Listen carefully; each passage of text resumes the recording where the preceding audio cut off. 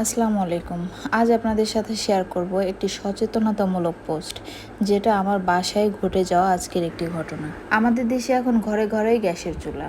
সবাই মোটামুটি গ্যাসের চুলাতেই এখন অনেক বেশি কমফোর্টেবল, কিন্তু এটাও হতে পারে আমাদের জন্য মরণ ফাঁদ। তো যাই হোক, বেশি কথা না বাড়াই, আজ দুপুরবেলা আম্মু কিচেনে যখন রান্না করছিল, আজ রান্নার অনেক বেশি প্রেশার ছিল, অনেক রান্না বাড়ার চাপও ছিল।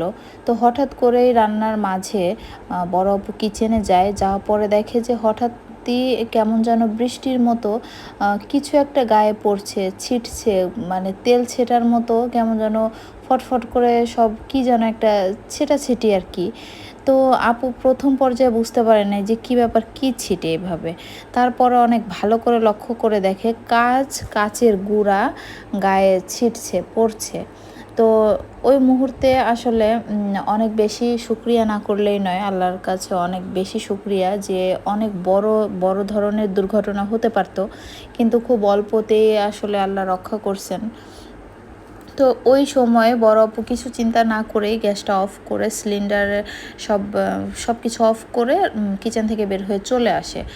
তো যতক্ষণ চুলাটা গরম ছিল ততক্ষণ এরকম কাচের গুঁড়া ছিটতেছিল, আর বেশ একটা আওয়াজ হচ্ছিল, মানে চিড়ে যাচ্ছিল, গ্লাসটা ফেটে যাচ্ছিল, সে ফাটার একটা সাউন্ড হচ্ছিল। মানে খুবই একরকম একটু আতঙ্করই বিষয় ছিল এটা, যে এরকমভাবে গ্লাসটা ভেঙে গেল। তো এর থেকেও অনেক খারাপ সিচুয়েশান হতে পারতো, কিন্তু আল্লাহ রক্ষা করছেন, লাখো কোটি শুকরিয়া।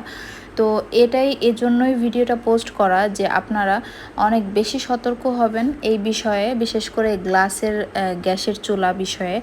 আমার মনে হয় যে এটা আসলে না কেনাই উচিত। আমরা সৌন্দর্যে বিশ্বাসী, সুন্দর দেখতে লাগে যেটা আমাদের চোখে, আমরা সেটাই ইউজ করতে পছন্দ করি, কিন্তু আসলে এখন মনে হচ্ছে এটা আপনার লাইফ রিস্ক।